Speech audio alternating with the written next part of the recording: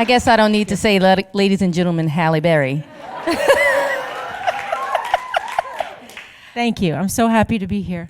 Thank you for making time to come see this little movie tonight. Thank you very much. Thank you. Just one set of housekeeping rules. I'm Cori Murray, deputy editor at Essence, and I know you've just enjoyed the directorial debut of the Academy Award-winning Halle Berry. We're going to be talking, but it's equally important for us to hear from you. So if you have any questions you'd like to ask, there are people who are going to be coming around, and you can ask some questions. So let's get into it. Jackie. Yes. Jackie Justice. But what I've been researching is this project wasn't yours initially. Who was it? No, this project was with Blake Lively, because this project, when I read it the first time, was written for a 21, early 20s white Irish Catholic woman. So while I love the story, I love the bones of the story about a woman who was a disgraced MMA fighter but was trying to fight to get her kid back. It didn't fit me. Mm-hmm. So I had to wait. My agent said to me, well, it belongs to Blake, but if she decides not to do it, then I can see if I can get you into the producers, and you can maybe make a pitch for why it should be you. So I patiently waited. It took her about 6 months to make up her mind to not do this movie. But in that 6 months, I was actively reimagining the story. So by the time, I got the call to go pitch my story to the producers, I was all ready to go. And I had the whole story in my head of how I thought I could fit into this movie as a middle-aged black woman. So isn't that amazing, though? She was like, I'm writing myself into it. So two things. One, when did you decide to say, and I'm going to direct it? And then also I want to know, what other changes did you make in the script? Well, I was never going to direct it. Just playing this role felt largely enough. It's a big, huge role, and I thought there's no way I was looking to direct it. I just wanted to convince the producers that that a middle-aged black woman could actually play a MMA fighter, right? And that this story set in the inner city was valuable, if not more valuable than the way it was written before. So once they told me I could play the part, they then charged me with going out to find a filmmaker. And yeah. Oh, wow. They want you to do the work. You go find the person. So, but I was up for that challenge. I said, okay. And I knew that I wanted it to be, if they're going to ask me to find the person, I wanted to find a female filmmaker, because it's such a female-heavy story. And I know that as women, we have a certain gaze. And I really wanted this story to be told from a female point of view. So I went out to a bunch of different directors, some known, some brand new. And, I just, took meeting. Yeah, took meeting after meeting, right? Mm-hmm. And at the end of that, I realized that because the story at this point wasn't on paper, I was just pitching the idea that it was hard for me to convey what was in my head. Or some of the directors loved the drama of the story, but they thought, I don't know, do we need the fighting? Is that important? And some would say, I love the fight game, but it's too much drama. Let's just make it a fight movie. And I really needed this film to be both, a different kind of film that incorporated, from a female point of view, all the other aspects of motherhood and those really important relationships of our family of origins that are really important to us, especially as women. So when I couldn't find a director to see it like I saw it or understand what I had in my head, I finally went to the producer and I said, this is going to sound crazy, because it sounds crazy for me to even think it, but I think I have to be the one to tell this story. Mm-hmm. And to my surprise, he said, okay. If you think you can do that, then do that. Was he being passive aggressive? It worked out in your favor. Worked out in my favor. Who cares? Yes, who Whatever cares? it was, I took the ball and ran with it. So what did you, the prep? I mean, I remember hearing Regina King talk about going into directing, and she kind of took a director's course. So what did you do as a prep, or you just jumped right in? I'm usually a jump right in kind of girl. I mean, not to say that I didn't prepare, but I'd been in movies for 30 years, and I have always been the kind of actor that I just didn't show up on set and say, I'll be in my trailer, call me when it's ready. From my very first film with Spike Lee, Jungle Fever, I was out and about, and Spike gave me the opportunity to sort of shadow him, and he taught me about all the departments. So I always, when I work, my nose is in everybody's business, on everybody's You're a student of department. film. I am. And so I have learned for 30 years by being curious and always being out of that trailer and with the people. So I relied heavily on all the things that I knew, on all the wonderful directors that I worked with that inspired me, all those directors that I thought, man, if I ever get to direct, I'm not going to do that, And so I had this wealth of knowledge about how to do it. Okay. But there were things that I had to prepare for. I'd never been on a location scout before, so that was all new to me. I had to sit down with my DP and make shot lists. I never had to do that before. Actually think about how I wanted to tell the story, what I wanted this story to look like, the landscape. I didn't have a lot of money. It was also a low budget movie, and I had to raise all the money. So the lack of money also dictated what it looked like, because I only had the resources that I had to work with. So there were things that I had to learn, but I also felt that I had an innate understanding of filmmaking, having been on so many sets for 30 years. What were like one or two things that you were like, okay, I've got my shot list, I've got the budget, here are two messages I definitely want this film to convey? Did you have anything like that? Well, the biggest message is I wanted to convey this feeling of hope. At the end of this movie, I want people to feel like, no, it wasn't tied up in a bow, because that's not life. Life is never tied up. Things are always undone, and we're continuing to work as we go along. But I wanted people to have a sense of reality, that these people were going to go on and go forward, that there was movement, and that we all deserve second chances, last chances. We all deserve forgiveness. We're all looking for redemption. We've all made mistakes. So I hope that people will see in some part of this movie a little part of themselves in any one of these characters or all of these characters. If people walk away with that, then I feel like I've done what I intended to do. Okay. One storyline that I love was the healing that was taking place between Buddha Khan and Manny. Yeah. What was that like, shooting that? I mean, because just when she would get down and like look at him, I just love that shot. Like, yes. Well, those two characters were very special. Those were my first two characters that I actually cast in the whole movie. Buddha Khan first and Manny second, because I thought those would be the hardest characters to cast. Were they in the original No. project? No. Okay. I mean, they were there, but they were very different. Okay. They were different than Manny in the original script talked a lot. Oh, really? I was like, nope, that's not going to happen. Yeah, he talked a lot, and Buddha Khan was there, but not as I got to reimagine her. Okay. She and Jackie never had, their relationship that they had. It never quite went to that place. So she changed significantly. But going back to the two of them, Sheila Ateem, that's the woman who plays Buddha Khan, she is this otherworldly kind of presence. And I mean, if you're going to have a name like Buddha Khan, you better well be able to carry that name off, right? And so she just has this, she's a seamless actor, and she's just got this presence. And when she's on camera, when I saw her in her audition tape, I couldn't stop looking at her. Yeah, she is quite beautiful, yeah. And just the presence behind her eyes, she's so soulful. And I thought she was the perfect character. She innately was the character that could actually nurture this little boy when I knew that my character would not be able to yet. Wow. I love that. Does anyone have a question? Uh-oh, here we go. Did someone say yes? No? Okay. I'm sorry. I thought They're written? Oh. You can come give it to me. Oh, here they are. I'm so sorry. Okay. All right. Number 1, what directions did you give the child actor to remain quiet for the most of the film? And that wasn't easy, because he's a lively, bright little boy. But one of the things that I did with Danny was I said to him early on, your job is to be in every scene and listen. You have to be a good listener. And this is what I was looking for in the audition process. You have to be a good listener. And I said, be fully present in every scene, listen to everything that's going on, have a feeling about what's going on, make up in your own mind, whatever that is, make up a feeling about it, and then let that wash over your face.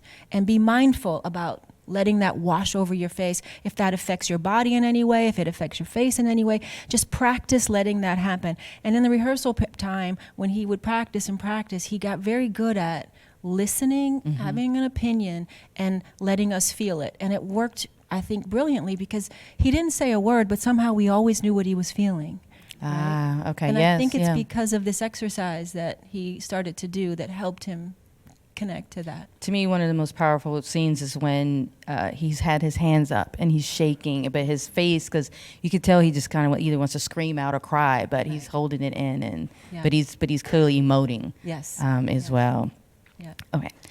Second question: what caused or inspired Halle Berry to center the plot on abuse, domestic abuse, sexual assault?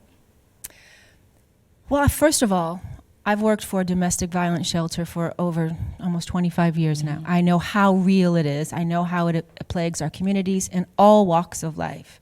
And I feel like it's also a cause that is somewhat taboo. We don't talk about it. We act as if this isn't happening. But it is happening, and it's happening to all of us in some ways, and it's happening to women more than we really want to talk about. So it was very important to me to talk about this subject. And also, as I did my research in the fight world, what I found out is that women and men fight for very different reasons. And many of the female fighters had abuse in their background, mental, physical abuse, sexual abuse, and that women are fighting to get their voice back. They're fighting to get their power back. Where men fight to be head of households, to rise up out of poverty, to be the breadwinner, but so many of the women just want their power back as women, as human beings. They felt marginalized in so many ways. And so that felt like a theme that had to be a part of this story to me. Speaking of power, now that you've birthed this, it's out in the world. What kind of power? Do you have a new power or a superpower that you now have? No, but I do feel confident in saying that anybody can do anything they set out to do.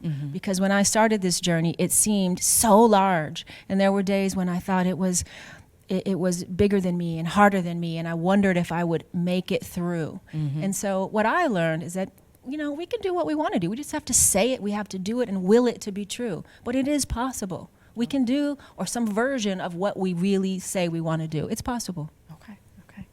All right. Next question from the audience is, this is a good one. Is there a version where Hollywood governor is here? They said, hi, Halle. Is there a version where Manny sees the fight? Not in my mind, no. But I know there could be that version, because many of the children of fighters actually do go to fights. But in this case, this was another, I think, way that this little boy was being mothered. He was so traumatized. He's not speaking. Yeah. He saw his father killed. I think the insensitive thing to do would be allow this little boy to now see his mother. There could be too much trauma, PTSD. So for me, that was never a choice, because I also wanted to show that Angel was really being a better mother to her grandson than she was to her daughter. And that also happens, in families. And so by her not allowing him to watch the fight, it was another subtle way of her, I think, actually mothering him in a good way. In your research and talking to other fighters, was there something that they told you, like, make sure that this gets seen on film, make sure this is conveyed? They just wanted to be seen as badass and as strong as the men are. Just do a great fight, be just badass, show technique, work hard, show us being as capable and as able as the men are. Now, I don't know if you guys know this, but in the film, you are doing your own stunts. Why? It's amazing. But I'm like, why? Because you broke, did I read this correctly, 2 ribs? Yes. Oh my God. Yes. And apparently you answered the question. But I've now. No, I did. I broke 2 ribs. But here's the thing. You know, whenever you're an actor and you do your own stunts, getting hurt is just par for the course. Like, stunt people always get hurt. But we don't talk about that because we expect them to get hurt. That's their job. But when you are an actor that does your own stunts, you are technically in those moments a stunt person because you're doing your own stunts. So getting hurt is it's just what happens, you know, dings and dangs. I had a couple broken toes, a dislocated finger, and then 2 days into the filming, we shot the fight scene first. It was a 5-day fight, and 2 days into the fight, I broke 2 ribs. And I was so in my fighter mode. I had been training for 2.5 years, and I was feeling like a real fighter, and real fighters would never get in a fight and break anything and quit. They would fight through it, because that's what you're trained to do. Yeah. And I'd worked so hard to get to this point. I'd raised this money, and if I were to tell them that I thought I broke ribs, went and got x-rays and confirmed it, I would have lost my financing. I probably would have lost Valentina Shevchenko, who's the flyweight champion that played my opponent. She probably wouldn't have 5-6 more weeks. You know, she's at the height of her championship. She's the reigning champion. So my dream would have died a very quick death, and that just wasn't. That wasn't an option. That wasn't an option. No. Okay. No. You had to fight. Jackie Justice, y'all. You had to fight. Well, that's interesting because someone wants to know, and now I'm very curious too. How did you maintain your emotional intensity with the physical demands? That's it. You know, I worked so hard on this character. You know, I'd really been studying for the physical part of her and the emotional part of her for almost 2.5 years.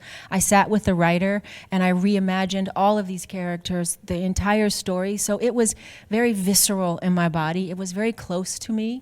So accessing who this character wasn't as hard as one might think, in the sense that because I had been living with it for so long, you know, I had thought it through so completely on all levels of who she was emotionally. I understood why she did everything she was doing. You know, normally when I play a character, I sort of break them down and I do a journal and I take myself through a series of questions about the character to make sure I know who this character is. Even if this information never comes out in the film, I have to know.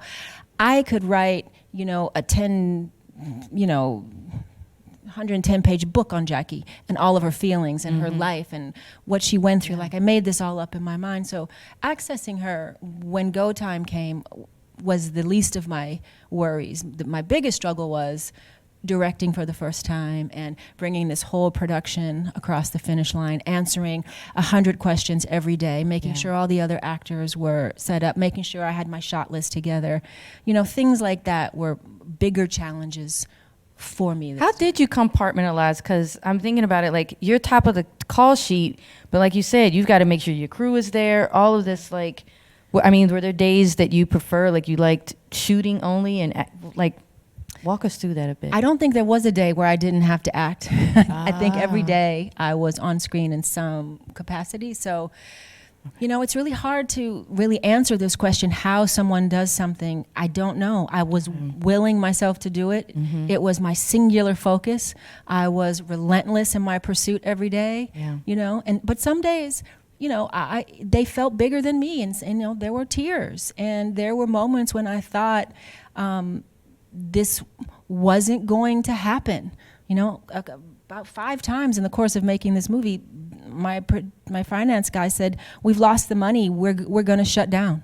We're not coming back tomorrow." You know, and at that point, at one point I said, "Well, take all my money, whatever money I'm going to get for directing and acting, take it, put it, have it." And so I gave my money, and that kept us going another week. You know, so it was constantly a struggle like that, just to keep the lights on, you know, and to keep going. And those things proved to be much harder to me than the thing, acting, that I've done for 30 years. Those struggles were all brand new to me, and I had to figure out how to put these fires out. And all this crew was here. They had worked so hard. It's like, how do I keep everybody, you know, moving forward? Now that you've done it, looking back on it, what was your favorite part of the process? Or do you have a favorite part? You know, I loved every aspect of it, even the hard parts. Like now looking back, you know, you find out who you're made, you know, what you're made of when things get really, really hard. So I even appreciate those hard parts. But I loved the training. I got to work with like some of the best martial artists in the world came to help train me. Working with Valentina, a highlight. Working with my actors, you know, I love actors, and we are only as good as the actors that we get to surround ourselves with. And I feel like I had an amazing cast of characters that really came, you know, they were fearless, you know, they put it out there for this film, and it was a highlight all the time I got to spend with them. I love that it's a mix of like new actors, but then they're older gentlemen, and I can't remember. Stephen McKinley. Oh my God, I know, he's amazing. You guys have got Broadway, like he's most of all of August Wilson's. Yeah. Oh my God, He's amazing. I love when he tells you, just excuse me. He goes, just put on the fucking hat, just go fight. And it is like, and it was, but it's such a message. It's like, stop crying, just put it on and go do it. Go. Just go. Sometimes you have to be slapped back into reality. So the movie is heavy at times, emotionally. But what were the fun moments on set and working with this cast and doing it? Oh, a lot of laughter. I mean, working with Danny, this kid, he would do like this really emotional, seemingly heavy scene, and we'd say cut, and he would just start backflipping down the hallway. He was a little gymnast. Or backflipping on the bed, or, you know, laughing or talking about something silly on his Instagram. It was the laughter with, you know, the other actors and the crew. The crew, it was an amazing crew.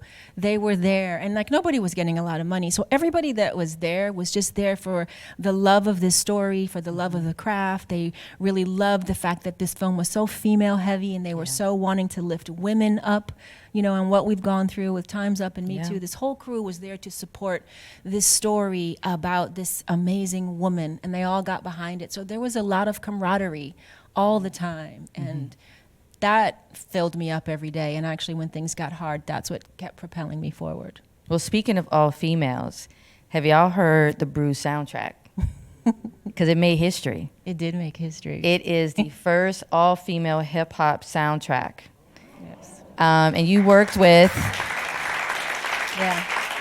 just a little unknown rapper. I mean, she's coming up.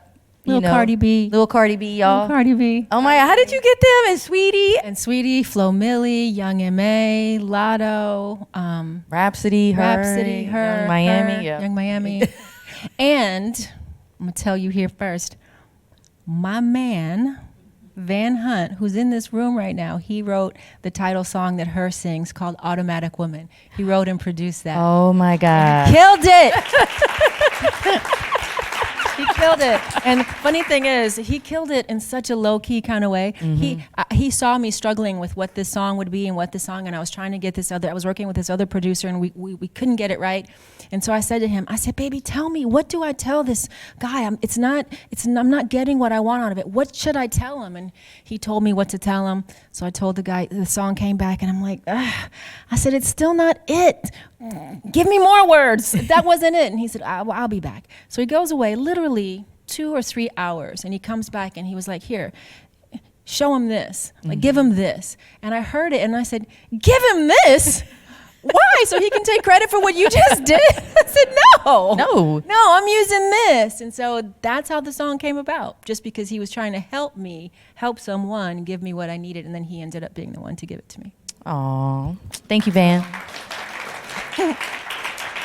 So now that you've got this under your belt, and this was finished a while ago, right? Was it pre-pandemic or post? We finished it right before COVID, the December before COVID. Oh, wow. Yeah. So you've been just, yeah, your I did the whole patience. thing in editing. Yeah, the whole thing has been, which took it, you know, the process took even longer because we were in COVID. I was editing, you know, remotely on like a little computer screen for most of it, which was also a challenge. You know?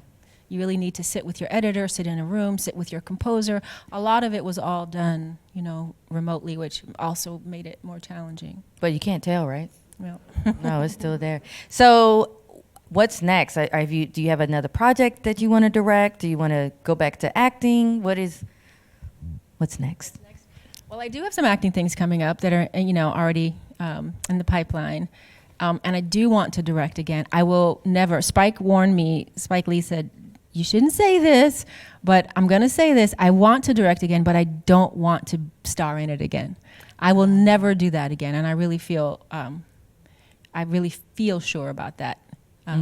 Unless somebody said to me, unless you being in it help you, get the money, then would you be in it? I'm like, well, if that's the way I can get the money.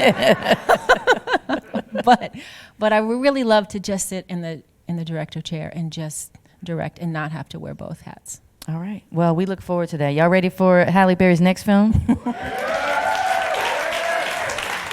But first, we're going to scream out loud and help her get a box office win with Bruised, right?